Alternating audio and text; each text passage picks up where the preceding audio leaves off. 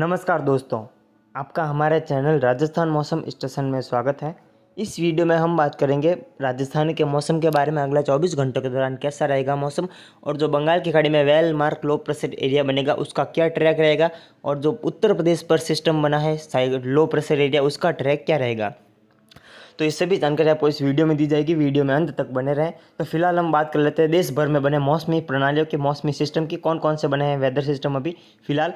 तो एक लो pressure area Uttar Pradesh के प्रयागराज के आसपास बना हुआ है, और वहीं एक डिप्रेशन जो है अभी राजस्थान के दक्षिणी भागों से आगे निकला है। तो ये हम कह सकते हैं कि पाकिस्तान उससे सटे गुजरात के सीमावर्ती क्षेत्रों पर बना हुआ है। इसका असर अगले 24 घंटों के दौरान रहेगा, जिसमें हम कह सकते हैं कि राजस्थान के पश्चिमी दक्षिण पश्चिमी जैसलमेर जिले के इलाके और पश्चिमी और दक्षिण पश्चिमी बाड़मेर के इलाके हैं, जिसमें हम कह सकते हैं कि दोरीमन्ना गोड़ा मालानी से लगाकर जो दक्षिणी भाग है गडरा रोड और जालौर के दक्षिणी भाग सांचौर के आसपास के इलाके भीनमाल, यहाँ पर हल्की से मध्यम कुछ जगहों पर तेज खंड वर्षा होने की संभावना रहेगी। अरब सागरीय बादलों के कारण दक्षिण पूर्वी दक्षिण दिशा से बादल आएंगे, तेज गति से बादल दौड़ेंगे, और श्रीगंगानगर हनुमानगढ़ अनूपगढ़ जैसलमेर कुछ फलोदी जोधपुर के इलाके और बीकानेर के पश्चिमी भाग जो खजवाला लोण करणसण के इलाके, चूरू के कुछ इलाके और झुंझुनू, इन जिलों पर हल्की से मध्यम बारिश होने की संभावना है। पिछले 24 घंटों के दौरान भी श्रीगंगानगर हनुमानगढ़ के कई भागों में ठीक ठाक बारिश हुई है। कल रात को ही कई जगहों पर ठीक ठाक अच्छी बारिश देखने को मिली श्रीगंगानगर हनुमानगढ़ के कई जिलों में। तो उसी प्रकार की बारिश आज और होने की संभावना है। श्रीगंगानगर हनुमानगढ़ अनूपगढ़ लूण करणसर बीकानेर के पश्चिमी भाग खजवाला के और जैसलमेर कुछ पश्चिमी जोधपुर के इलाके, यहाँ पर खंड वर्षा रहेगी, मध्यम तेज, कुछ जगहों पर कुछ समय के लिए भारी बारिश भी हो सकती है। तो ये डिप्रेशन दोस्तों 1-2 दिन तक यहीं रहेगा, यानी कि 30 अगस्त तक ये सिस्टम डिप्रेशन के रूप में यहीं रहेगा। साइक्लोनिक सर्कुलेशन भी लो प्रेशर बन सकता है दोस्तों अगले 24 घंटों में, लेकिन फिलहाल अगले 2 दिनों तक इसके यहीं मंडराने की संभावना है। कभी पाकिस्तान तो कभी गुजरात के ऊपर ये पहुंच सकता है। उसके बाद ये कमज़ोर होते हुए 1 सितंबर के आसपास अरब सागर में कमज़ोर होते हुए आगे बढ़ेगा, और फिर इसका असर भारत में खत्म होने की संभावना है। और एक जो लो प्रेशर एरिया बना हुआ है अभी उत्तर प्रदेश के प्रयागराज के आसपास, इसका मूवमेंट अभी पश्चिम दिशा में बढ़ रहा है। यह अभी पश्चिम दिशा में आगे बढ़ रहा है धीरे धीरे, और ये कमज़ोर भी होता जा रहा है। यह हम कह सकते हैं कि साइक्लोनिक सर्कुलेशन अगले 24 घंटों में बन सकता है, और दिल्ली तक पहुंचते पहुंचते ये पूरा समाप्त होने की संभावना है।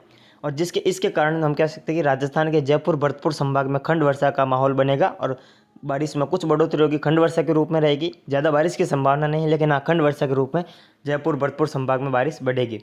और हम कह सकते हैं कि उत्तर प्रदेश के पश्चिमी भागों में भी बारिश बढ़ेगी, दक्षिण पश्चिमी भाग उत्तर प्रदेश के, जिसमें हम कह सकते हैं कि पश्चिमी उत्तर प्रदेश के जो है मेरठ मुजफ्फरनगर ललितपुर झांसी, दक्षिणी भाग है मध्य प्रदेश राजस्थान से लगे हुए, यहाँ पर बारिश बढ़ने की संभावना है इस सिस्टम से। और बरेली शाहजहाँपुर और जो पश्चिम भाग है उत्तर प्रदेश के हरियाणा से लगे हुए, यहाँ पर भी काफ़ी अच्छी बारिश होने की संभावना रहेगी। उसके बाद बारिश में कमी आ सकती है, लेकिन फिर से 3 सितंबर से बारिश बढ़ेगी, उसके बारे में भी आगे अपडेट देंगे। तो अब हम चलते हैं कि जो है इस लो प्रेशर का ट्रैक क्या रहने वाला है, कौन कौन से राज्यों के ऊपर से ये होकर निकलेगा। इस मैप में आप लोग क्लियरली देख सकते हैं कि जो अभी लो प्रेशर है वह अभी उत्तर प्रदेश के दक्षिण पूर्वी इलाकों पर बना हुआ है, प्रयागराज वाराणसी के आसपास। इसका ट्रैक जो है दोस्तों कुछ इस प्रकार रहने की संभावना, जो कि आप लोग इस लाल कलर का देख सकते हैं, ये लाल कलर का ट्रैक है। इसी के ऊपर से ये सिस्टम आगे बढ़ने की संभावना है। ये उत्तर प्रदेश के मध्य भागों तक पहुंचते पहुंचते साइक्लोनिक सर्कुलेशन के रूप में बन सकता है, कमज़ोर हो सकता है, एक स्टेप फिर खो देगा ये, और फिर आगे बढ़ते हुए ये दिल्ली एनसीआर तक साइक्लोनिक सर्कुलेशन के रूप में ही पहुंचेगा। कुछ जयपुर संभाग तक भी पहुंच सकता है, जयपुर अलवर जिलों के आसपास ये इसके साइक्लोनिक सर्कुलेशन के रूप में पहुँचने की संभावना है। दोस्तों अगले 24 घंटों के बाद, यानी कि आज 28 अगस्त है, 28 अगस्त को 12 बजे के सुबह के मौसम आकलन के अनुसार अभी हम बता रहे हैं कि कह सकते हैं कि 29 अगस्त से जयपुर भरतपुर संभाग में बारिश में बढ़ोतरी होगी इस सिस्टम से। जब ये सिस्टम उत्तर प्रदेश के मध्य भागों तक पहुंचेगा तब जयपुर भरतपुर संभाग में खंड वर्षा का माहौल बनेगा, और जब ये सिस्टम और आगे बढ़ते हुए हम कह सकते हैं कि 30 अगस्त के आसपास जयपुर संभाग के आसपास पहुंचेगा साइक्लोनिक सर्कुलेशन के रूप में, तब जयपुर भरतपुर कुछ अजमेर कोटा संभाग के जिलों में मध्यम से तेज खंड वर्षा का माहौल बनेगा, बारिश बढ़ेगी। तो कुछ इस प्रकार का इसका ट्रैक रहने की संभावना रहेगी। और दोस्तों इस सिस्टम से कोई ज़्यादा खास बारिश की गतिविधियाँ राजस्थान के ज़िलों में नहीं रहेगी। हाँ मध्यम से तेज़ खंड वर्षा ज़रूर होगी इस सिस्टम से, लेकिन कोई भारी बारिश की संभावना, ऐसी बारिश होने की संभावना अभी फ़िलहाल नज़र नहीं आ रही है। तो एक और well marked low pressure area Bengal की खाड़ी में बनेगा, उसका ट्रैक क्या रहेगा, चलिए हम मैप पर चलते हैं। इस मैप में आप लोग क्लियरली देख सकते हैं 31 अगस्त को एक well marked low pressure area Bengal की खाड़ी में बनता हुआ दिखाई दे रहा है और इसके 3-4 ट्रैक अभी के अनुसार दिखाई दे रहे हैं। 3 ट्रैक है जो कि आप लोग देख सकते हैं। पहला ट्रैक जो है जो कि लाल कलर का ट्रैक है, दूसरा ट्रैक जो कि पीले कलर का ट्रैक है और जो तीसरा ट्रैक आप लोग देख सकते हैं हरे कलर का है, जो कि बहुत ही हम कह सकते हैं कि जो है आंध्र प्रदेश से लगाकर यह दक्षिणी महाराष्ट्र, दक्षिणी मध्य प्रदेश और विदर्भ से लगाकर उत्तरी महाराष्ट्र से गुजरात की तरफ इसके जाने की संभावना ये हरा ट्रैक जो है प्रदर्शित कर रहा है।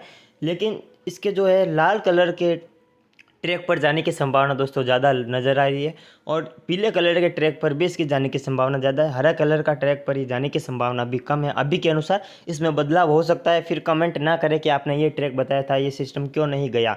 तो हम कह सकते हैं कि इसमें बदलाव होगा। जब दिन आगे बढ़ेंगे वैसे वैसे हम आपको अपडेट करते लेंगे, लेकिन फिलहाल अभी दूर की बात है। तो अभी सिस्टम बना है, तो जब ये मूवमेंट इसका शुरू होगा तब इसका कंफर्म ट्रैक पता चल सकता है। यानी कि 30 अगस्त के आसपास हम आपको इसका कंफर्म ट्रैक बता देंगे। लेकिन फिलहाल ये 3 ट्रैक अभी के अनुसार दिखाई दे रहे हैं। ये well marked low pressure area की कैटेगरी में जा सकता है। इसके आगे बढ़ने की संभावना इसकी नहीं है। ये well marked low pressure area ही बनेगा। डिप्रेशन बनने की इसकी संभावना कम है। अगर बनता है तो अपडेट करेंगे, लेकिन फिलहाल well marked low pressure area ही अभी बनेगा। और ये हम कह सकते हैं कि साइक्लोनिक सर्कुलेशन आज 28 अगस्त को बन चुका है बंगाल की खाड़ी में। ये मजबूत होकर well marked low pressure area, माफ़ कीजिएगा, लो प्रेशर एरिया में तब्दील होगा, कम दबाव का क्षेत्र। उसके बाद अगले 24 घंटों के बाद यानी कि 31 अगस्त को ये well marked low pressure area बढ़ सकता है, यानी कि कम दबाव के क्षेत्र की एक और कैटेगरी ये क्रॉस कर सकता है।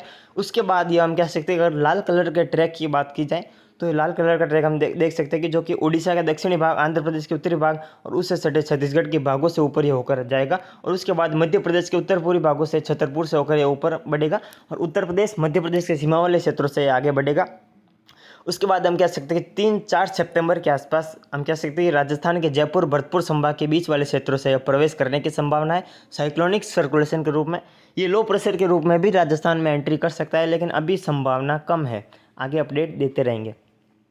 तो अगर ये लाल वाला ट्रैक पर जाता है तो इसके दक्षिण में जो राज्य आते हैं यहाँ पर भारी बारिश होने की संभावना है, जिसमें हम कह सकते हैं आंध्र प्रदेश जो है, महाराष्ट्र के पूर्वी भाग, हम कह सकते हैं मराठवाड़ा, मध्य प्रदेश के संपूर्ण भाग, राजस्थान के, अगर ये राजस्थान में आता है, लाल वाले ट्रैक पर जाता है तो राजस्थान के कोटा, उदयपुर और अजमेर, जोधपुर, जयपुर, भरतपुर संभाग में बारिश बढ़ेगी।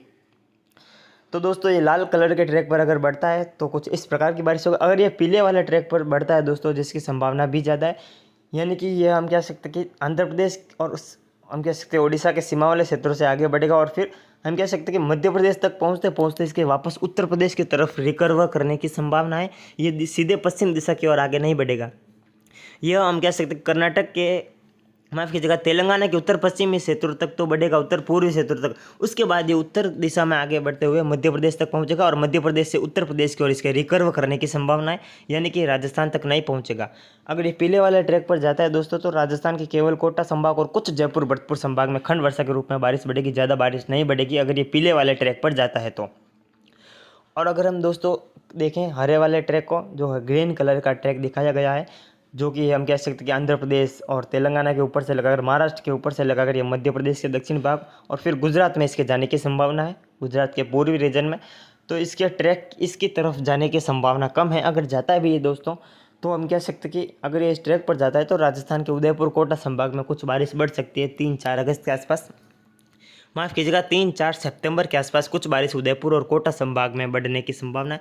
ज़्यादा भारी बारिश नहीं होगी, जो कि डिप्रेशन से अभी हुई है हाल ही में पिछले 24 घंटों में।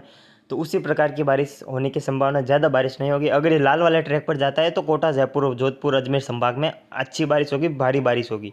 तो आने वाले वीडियो में अपडेट देते रहेंगे, लेकिन फिलहाल इसके 3 ट्रैक दिखाई दे रहे हैं। हाँ दोस्तों, हमने हरे वाले ट्रैक की बात नहीं की है।